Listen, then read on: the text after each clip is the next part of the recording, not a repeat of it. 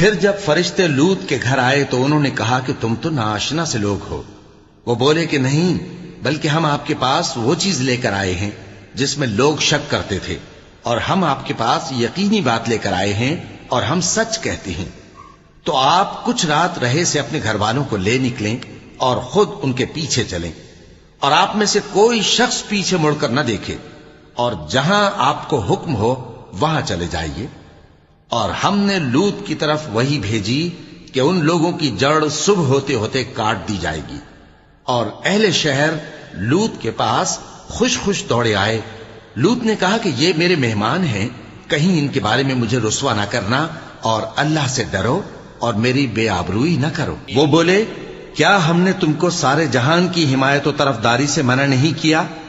انہوں نے کہا کہ اگر تمہیں کرنا ہی ہے تو یہ میری قوم کی لڑکیاں ہیں، ان سے شادی کر لو۔ اے نبی